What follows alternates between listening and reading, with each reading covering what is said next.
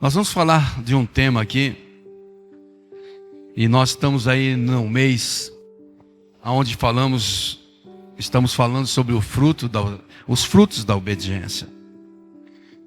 E eu creio que são inúmeros os frutos que nós podemos colher quando obedecemos.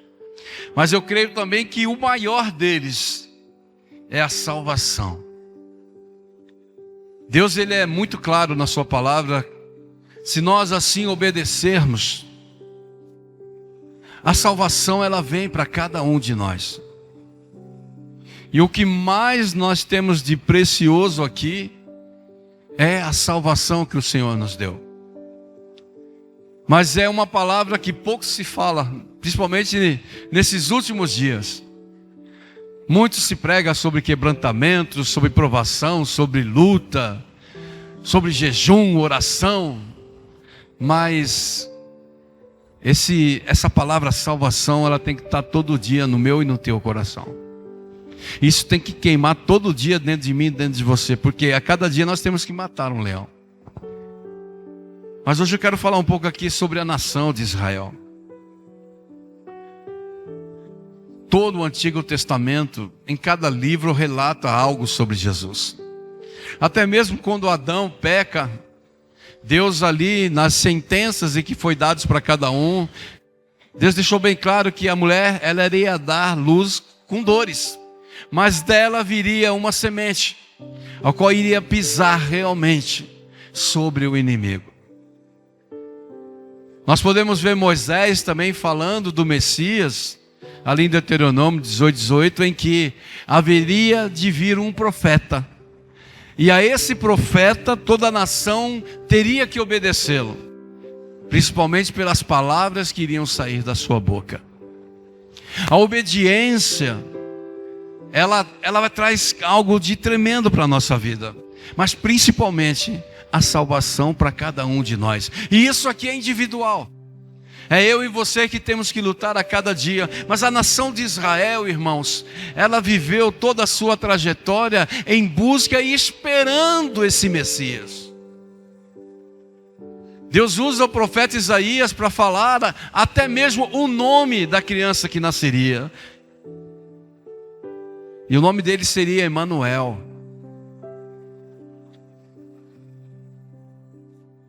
Os profetas falaram, os profetas profetizaram.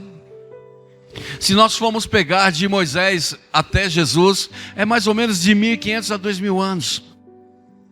Você imagina uma nação viver todo esse período esperando o Messias. E a necessidade de obedecer realmente os profetas, a palavra de Deus e a maneira com que Deus usava cada um. Jeremias pregou durante 40 anos no cativeiro, ali na Babilônia, e ninguém se converte. Em outras palavras, ninguém obedece, porque se obedecesse havia mudança. Você imagina você ser um pregador durante 40 anos e ninguém obedeceu o que você fala? E Jeremias passou por momentos, e é até considerado o profeta chorão. Deus usa a vida de Daniel para falar do Salvador, da morte do ungido, para falar também de uma grande tribulação que viria, mas a necessidade de obedecer a vinda, isso é, obedecer a Cristo quando Ele viria. São vários os profetas que falaram. E uma nação esperando, uma nação lutando para viver uma obediência à palavra que viria para eles. Se a gente pegar a época dos juízes, cada um que entrava resolvia o problema da nação, quebrava os seus ídolos, mas no término do seu, vamos dizer assim, do seu mandato, sempre voltava ao pecado, sempre voltava à obediência. O tempo dos juízes foi um tempo assim, em que o povo teria que voltar para Deus, obedecer a palavra de Deus, mas quando terminava ali o mandato de um juiz, voltava tudo novamente à desobediência e adoração a outro Deus. Uma nação que foi dada a ela, primeiramente a ela, as escrituras sagradas. Depois de Malaquias, a Bíblia diz que o povo vive ali um período de mais ou menos 400 anos sem Deus falar. Já imaginou 400 anos Deus não falando com você? Você passar a sua vida inteira sem ouvir Deus falar? Mas independente da situação, a obediência teria que estar no coração de cada judeu, de cada hebreu, porque a palavra foi liberada.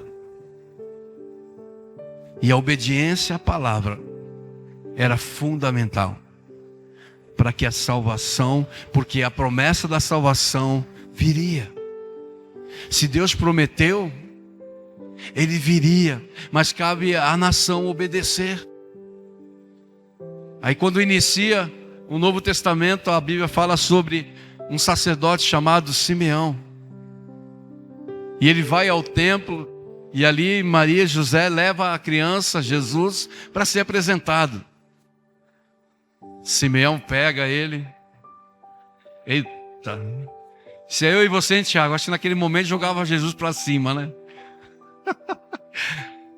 Ele abre a boca e diz: Senhor, pode despedir o teu servo agora. Eu posso morrer, em outras palavras, porque eu vi a tua salvação. Eu estou contemplando a tua salvação. Isso é, em outras palavras, ali Simeão, ele crê em Maria e José, porque eles relatam: esse aqui é Jesus, esse aqui é a promessa, esse aqui é aquele que os profetas falaram. E Simeão crê, e ele obedece, e apresenta realmente Jesus como aquele que haveria de salvar a nação. Em Lucas, no capítulo 2, nós vamos ver aqui um texto que relata algo de muito tremendo. Eu queria que você mergulhasse comigo nesse texto, porque fala de uns pastores que estavam ali no monte apacentando as suas ovelhas. Pastores ao qual pertence a nação de Israel. Homens também que estavam esperando a promessa. Homens que estavam no seu dia a dia, no seu trabalho, esperando realmente aquilo que os profetas tinham falado. No capítulo 2, versículo 8. Vamos lá, Filipão. Você me ajuda e eu te ajudo. Lucas capítulo 2, se possível põe na NVI, tá? Por favor. Aí quando eu ler aqui, eles vão ler tudo junto. Havia pastores naquela região que tomavam conta dos seus rebanhos. E olha o detalhe, durante a noite. Então, imagine a cena, esses pastores numa montanha, apacentando as suas ovelhas de noite. Versículo 9. Aconteceu que um anjo do Senhor lhes apareceu. A glória do Senhor resplandeceu ao redor deles. E eles ficaram aterrorizados. Imagine você apacentando ovelhas. Quem já orou no monte aqui? Quem já foi no monte? Principalmente em mata fechada, ou gostoso. Não monte aberto. Monte aberto é bênção, não vou falar que não. Mas mata fechada, irmãos, é algo maravilhoso. A primeira coisa que vem é o medo. Porque você é um breu, você não enxerga nada. A 1 metro de distância você não enxerga. Então vocês imaginem esses pastores apacentando ali essas ovelhas, uma escuridão total, um breu total, e de repente um anjo aparece. E a Bíblia diz que a glória do Senhor resplandeceu. E no versículo 10 eles dizem assim, a Bíblia: então o anjo lhes disse: não tenham medo, pois trago boas novas de grande alegria para vocês, que são para todo o povo. Isso é, pastores, eu estou trazendo boas novas, notícia nova, mas de grande alegria para vocês e para todo o povo, para toda a nação. Que boas novas é essa? Que notícia boa é essa? Versículo 11. Hoje, na cidade de Davi, nasceu o Salvador, que é Cristo, ou o ungido, o Senhor. Irmãos, preste atenção. A primeira alegria que eu quero aqui destacar para vocês, irmãos, da salvação, é quando Deus se manifesta para mim e para você através de boas novas de salvação. Eu quero que você volte um pouco atrás, porque a notícia que eles receberam foi a mesma notícia que eu e você recebemos quando nós aceitamos a Jesus como Senhor e Salvador. Você lembra disso? Volta um pouquinho, fecha o seu olhinho e volta lá atrás um pouco. A palavra ela veio de uma maneira que penetrou dentro de mim, dentro de você. Em outras palavras, foi apresentado para mim e para você agora um Senhor, um Salvador, em que eu vou ter que obedecê-lo. Foi apresentado para mim e para você um Jesus, que vai nos ensinar um caminho, e nesse caminho nós vamos seguir e temos que ir até o fim. As boas novas é o Evangelho, as boas novas é a palavra pura e verdadeira de Jesus para mim e para você. Foi um grande dia para mim e para você, assim como foi também para esses pastores. O que eles receberam ali, irmãos, e da maneira que veio a pregação, a maneira em que veio a mensagem, talvez não apareceu um anjo para mim e para você para dizer, mas Deus enviou alguém para pregar a palavra de Deus para mim e para você. E dizer, olha, eu venho trazer boas novas para você. Existe um Salvador. Existe um Messias que nasceu nessa terra. E a Ele precisamos obedecer. Porque é a coisa mais linda do mundo. E maravilhosa para mim e para você. É a alegria da salvação. Não importa o que eu e você passa aqui. Porque não precisa o Espírito Santo trazer uma revelação. Eis que eu vejo que alguém está passando por tribulação aqui, ou provação. Não precisa. Todos nós passamos por isso. Todos nós passamos por dificuldades. Mas a alegria da salvação, ela tem que queimar dentro de mim e dentro de você. Eu sei que cada um aqui já passou o momento que agora eu vou. Agora chegou o dia. Né, Saulo? Agora eu vou embora. Mas ei, você não foi. E quem estava ali com você? O Salvador, o prometido, o ungido. Por isso, o dia da salvação, irmãos, nós não podemos esquecer jamais. Jamais, jamais, jamais. É o dia em que nós aceitamos a Ele. E o interessante, eu quero relatar aqui um texto. Não precisa colocar não. Está lá em Lucas, no capítulo 19, a partir do versículo 5. A Bíblia fala ali sobre Zaqueu. A Bíblia fala sobre esse homem, e a Bíblia diz que ele era rico. Um homem rico. Só que no capítulo 18 de Lucas, a Bíblia fala também de um jovem rico. E um detalhe, que conhecia toda a lei e praticava. Mas Jesus chega para ele e diz, só falta uma coisa para você. Vende tudo que você tem e me segue. Só que as suas propriedades, o dinheiro, falava muito mais alto. E ele não segue a Cristo. E logo em seguida a Bíblia relata, antes de Jesus entrar em Jericó, a Bíblia relata sobre um cego que estava ali à beira do caminho. Olha o contraste, um rico com um mendigo, um cego. Mas esse homem começa a gritar, filho de Davi, tem misericórdia de mim. Jesus para tudo, traz ele aqui. Cura a sua visão. E o mais importante não foi esse milagre. O mais importante é que a Bíblia diz que ele seguiu a Jesus. Em outras palavras, ele abraçou o dia da alegria dele. Ele abraçou o dia da salvação. Ele abraçou e não abriu mão. Ele segue a Jesus. Isso dá a entender que ele foi até o fim.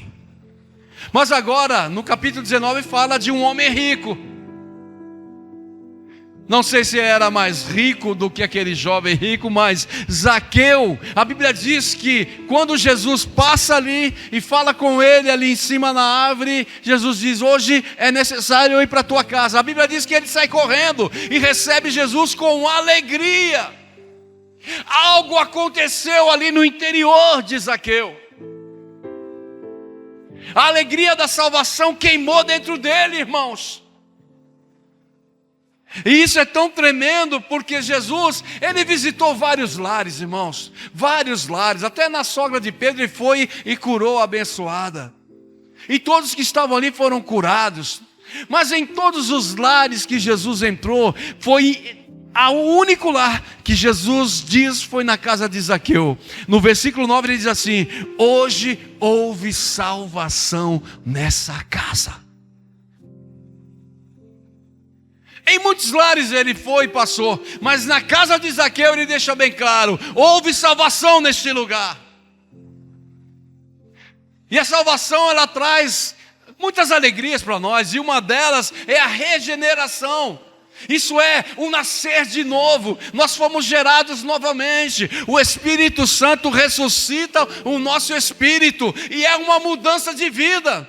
Tanto é que Zaqueu chega para Jesus e diz: olha, realmente, ele confessa o seu pecado. Eu roubei essas pessoas, eu cobrava imposto indevidamente, mas olha, eu vou restituir 4 vezes para cada pessoa que eu roubei.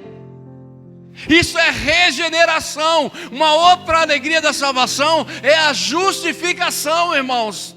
Jesus chega para todos que estavam ali na casa de Zaqueu e diz: esse realmente é um filho de Abraão, é um filho da aliança. Irmãos, só a descendência de Abraão é que vai herdar realmente a vida eterna. Só a descendência de Abraão que realmente, e hoje nós somos chamados o Israel de Deus, porque somos da descendência de Abraão. A promessa de Abraão, a bênção a toda a descendência de Abraão é para mim e para você. Hoje nós somos chamados filhos de Abraão. Por quê? Porque aceitamos a Cristo como Senhor e Salvador. Jesus veio da descendência de Davi, Davi veio da descendência de Abraão. Vai ali em Mateus no capítulo 1, você vai ver toda a genealogia. Mas irmãos, Jesus declara ali para Zaqueu: esse é filho de Abraão. Em outras palavras, ele está justificado. Abraão foi justificado pela fé. Em outras palavras, Jesus estava dizendo: esse realmente crê que eu sou o Messias. Ele realmente crê, e a salvação chegou nesse lugar. É uma alegria que está queimando dentro de mim e de você. É uma alegria que tem que estar queimando. É algo que eu e você não podemos esquecer. Por isso a necessidade de obedecermos, irmãos. Dia a dia eu e você somos provados. Dia a dia eu e você somos testados. Dessa porta para fora, irmãos, entenda o que eu vou dizer. Não precisa descer profundezas para ir para o inferno. O inferno já está na nossa frente, escancarado. Dessa porta para frente eu e você somos tentados. Dessa porta para fora o inimigo tenta de uma maneira ou de outra tirar a minha fé e a tua fé. Mas em nome de Jesus nós seremos obedientes a essa palavra. Assim como esses pastores estavam esperando a vinda do Messias, e de repente aparece um anjo e dá a notícia para cada um deles: hoje nasceu o Salvador, aquele que haveria de vir, o Cristo, o Messias. Isso foi mais de 2000 anos atrás, e aqui está eu e você. Obedeça a palavra de Deus, porque vai chegar um dia glorioso, porque eu e você, nós vamos abraçar aquele que é Deus, aquele que é Senhor, aquele que é Salvador. Está vendo como nós somos? Só um deu glória a Deus. Você crê nisso? Que você vai estar diante dele? Então por que não se alegrar? Por que não dar uma de pentecostal? Grita! Nós tínhamos que estar, sabe como? É pulando de alegria. Mas que essa alegria, ela venha a ser vista aí fora, por todos aqueles que estão ao nosso lado. Deixa eu destacar mais uma alegria da salvação. Sabe quando que é? É quando nós conhecemos o Salvador da nossa vida. Recebemos as notícias de boas novas. Temos que obedecê-la todos os dias da nossa vida. Mas quando nós conhecemos a Jesus, quando nós conhecemos, nós recebemos vida. Oséias 4:6, a Bíblia diz que o meu povo, ele está morrendo por falta de conhecimento. Aí muitos pensam que está se referindo só à palavra. Não. Quem não conhece a Cristo, me perdoe, não será salvo. Mateus capítulo 7, do versículo 1 ao 23, a Bíblia diz: mas Senhor, olha o que a Bíblia diz, mas Senhor, em teu nome expulsamos demônios, Senhor, em teu nome realizamos maravilhas. Hoje, irmãos, se uma pessoa orar por um enfermo, por um coxo, um aleijado, e ele ali começar a andar, todo mundo começa a dar glória a Deus e aleluia. Quando expulsamos demônios, glória a Deus e aleluia. Esse irmão, essa irmã já está na glória. Não é assim. Não é o que nós fazemos, mas é o que nós somos. É que vai carimbar o passaporte para o céu.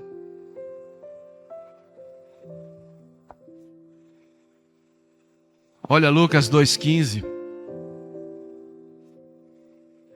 Quando os anjos os deixaram os pastores e foram para os céus, os pastores disseram uns aos outros, eles recebem a notícia, e olha o que eles dizem uns para os outros: vamos agora a Belém, e vejamos isso que aconteceu, e que o Senhor nos deu a conhecer. Versículo 16, então eles foram como verdadeiros batistas tradicionais, andando devagarzinho, bem calmo. Vamos ver o Senhor. Estou brincando, tá, irmãos? Olha o que a Bíblia diz. Então correram para lá e encontraram Maria, José e o bebê, que estava deitado na manjedoura. Eles estavam fazendo o que lá no monte, irmãos? Os pastores. Alô? Cuidando das ovelhas. Não é isso, Tati? Pastor cuidando das ovelhas. Não fala quantas. Se era 100, 200, 50, 20, 30. Mas nós temos conhecimento de que quando o pastor ele começa a andar, o que as ovelhas fazem? Vai atrás dele, não vai? Vai ou não vai? Eu viajo nesses textos aqui, irmãos. Se a Bíblia diz que os pastores combinaram entre eles e saíram correndo,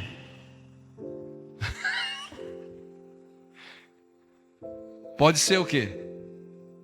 Que as ovelhas foi tudo correndo atrás, irmãos.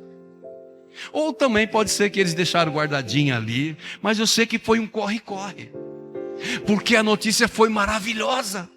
Não foi qualquer notícia.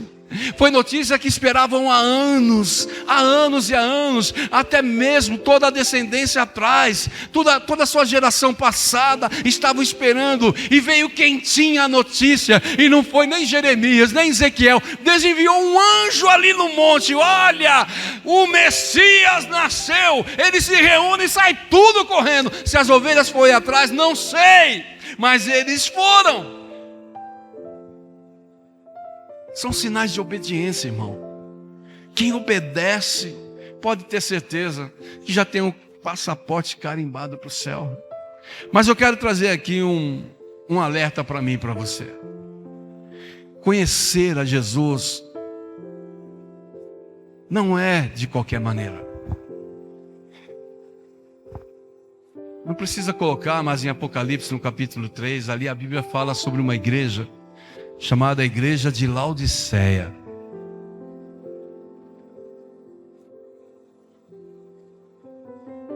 Ali Jesus deixa bem claro, falando com o próprio pastor da igreja, que olha, essa igreja, uns estão mornos e outros estão frios. Quem dera se você fosse só morno ou só frio. Em outras palavras, vocês não são fervorosos. Mas ser fervoroso, irmãos, não é falar em línguas. Ser fervoroso não é estar num reteté. Eu gosto, mas não é apenas isso.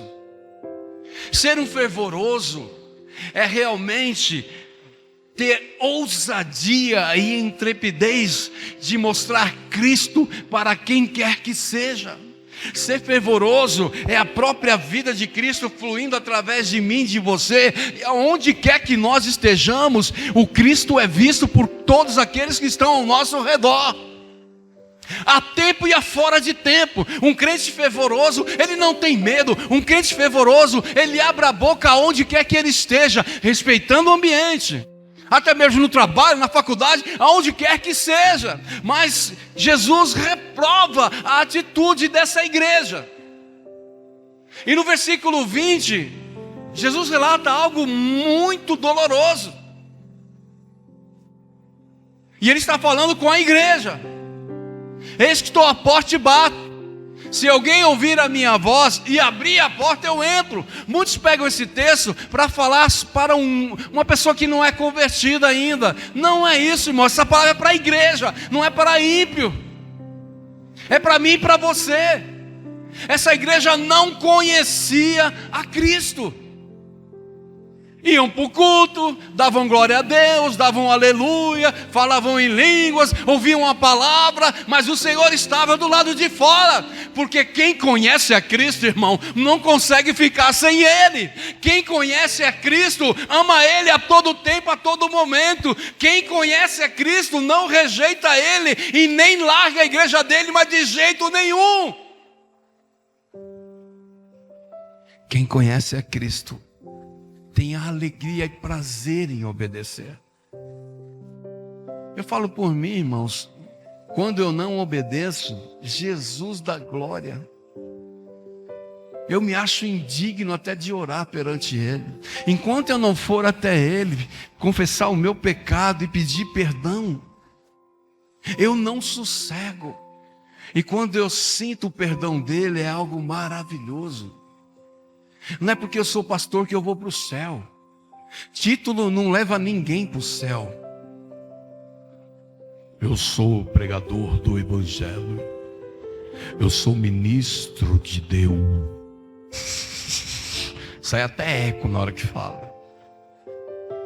Eu já li a Bíblia 15 vezes. Xalabachole. E fala até em línguas, né? A questão não é o quanto eu leio. A questão não é o quanto eu tenho de conhecimento. A questão é o quanto eu obedeço a palavra de Deus. E principalmente a pratico. Mas Jesus deixa bem claro que Ele está do lado de fora. Mas no versículo 21 lá de Apocalipse 3, Ele diz: ao que vencer. Ao que vencer darei o direito de se assentar comigo no trono. Agora a questão é o que é esse vencer? É você vencer a você mesmo. É você querer conhecer a Cristo. E você só vai conseguir isso se tiver uma vida de oração. Uma vida de estudo da palavra de Deus. Uma vida de intimidade com Ele. É fácil isso? Não. Mas orar não é só falar com Ele, porque essa luta de que muitos não conseguem falar com Ele, é porque nesse momento há uma batalha muito grande. São demônios querendo dominar a minha mente, a tua mente, e desviar a mente. É sono, é preguiça, é um monte para ler a Bíblia, 2 versículos já está querendo dormir. Repreende isso na sua vida. Ele está aqui, Ele é a palavra, Ele é realmente essa palavra viva e eficaz. Conheça Ele, tem como ver Ele através dessa palavra, e Ele se manifesta quando você quer conhecê-lo através da sua palavra.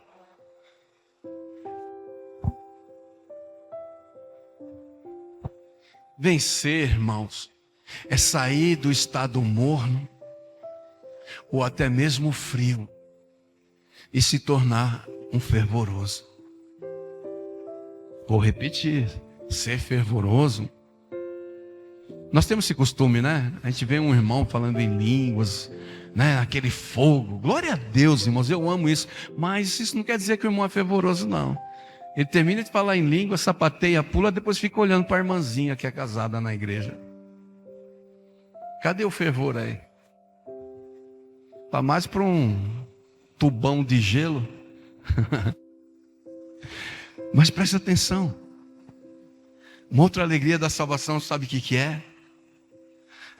É ter a oportunidade de falar para outras pessoas o que viu e o que ouviu do Salvador da nossa vida.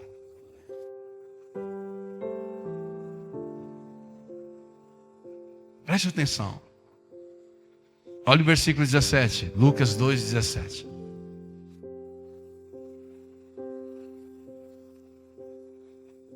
Os pastores vão, contemplam ali o bebê na mão de Maria, José. Depois de o verem, contaram a todos o que lhes fora dito a respeito daquele menino. 18. E todos os que ouviram o que os pastores diziam, ficaram admirados.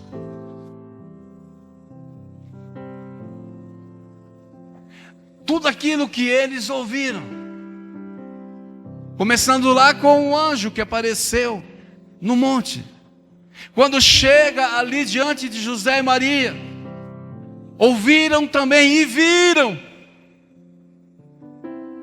Eu fico imaginando irmãos. Eu sou aqueles italianão meio, né? Graças a Deus minha filha puxou para mim nessa área, né, filha? Aonde chega é barulho, aonde chega é festa. A ceia foi gostosa, não foi? Comemos, mas comemos aqui, né não? Não foi gostoso? Na hora de ir embora, pastor, eu fui olhar o relógio, 2:30 da tarde. A hora que nós começamos a sair daqui, das 8:30 da manhã. Tem gente que não aguenta ficar um culto, né? 1h30 já dá aquele negócio, começa a coçar aqui, começa a coçar aqui. É cabeça, cabelo, embora, amém, sai correndo. Mas o dia inteiro aqui. Onde que eu estava? Tá bom aqui. Irmãos, tudo aquilo que eles viram e ouviram, eles tinham prazer em falar. Se nós olharmos João, ele tem um diferencial dos outros evangelhos, Mateus, Marcos e Lucas.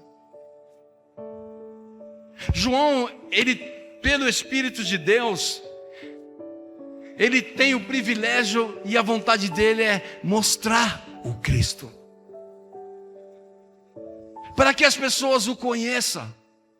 Só que na sua primeira carta, lá em 1 João, no capítulo 1, versículo 1, preste atenção nisso aí. Dá para colocar aí, depois a gente volta para Lucas?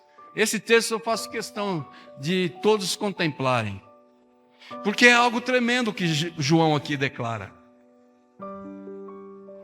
Olha só, o que era desde o princípio, o que ouvimos, o que vimos com os nossos olhos, o que contemplamos e as nossas mãos apalparam. Vou repetir. É que tem alguém que está conversando e não para, mas vamos ver se para. O que era desde o princípio, o que ouvimos e o que vimos com os nossos olhos e o contemplamos e as nossas mãos apalparam. Isso proclamamos a respeito da palavra da vida. João tenta mostrar aqui, irmãos, algo sobrenatural. Em outras palavras, eu o vi, eu também o ouvi, os seus ensinamentos, mas eu também o apalpei, eu o abracei, eu tive esse contato com ele. No versículo 2 ele diz assim: a vida se manifestou, nós a vimos, dela testemunhamos e proclamamos a vocês a vida eterna, que estava com o Pai e nos foi manifesta. Mas olha só o versículo 4 agora: escrevemos essas coisas para que a nossa alegria seja completa. Ele faz questão, irmãos, é claro que pelo Espírito de Deus, escrever algo que ele apalpou, ele viveu ali 3 anos quase. É esse que eu estou dizendo, é a alegria da salvação, a alegria de poder falar de Jesus, conhecer Ele. Primeiro nós ouvimos a mensagem que nos trouxe a salvação, depois nós crescemos em conhecer a Cristo. Só que quem conhece Ele não aguenta ficar com a boca fechada, ele quer falar, ele quer pronunciar, ele quer mostrar de uma maneira ou de outra, irmãos, o Cristo verdadeiro que Ele é, o Salvador de todo aquele que crê nele. Mas eu quero dar uma notícia para você nessa noite. Há lugares ainda que essa alegria não chegou. Há lugares que a alegria da salvação não chegou. São pessoas que não conseguem obedecer. São pessoas que já até ouviram falar de Jesus, mas não conseguem obedecer. Em outras palavras, o destino delas é o inferno. O destino delas é uma eternidade ao lado de demônios, ao lado de Satanás e de pessoas atormentadas por não terem obedecido a palavra de Deus. Há cidades que estão assim ainda, sem alegria. Mauá é alegre? Podemos dizer que Mauá é uma cidade alegre?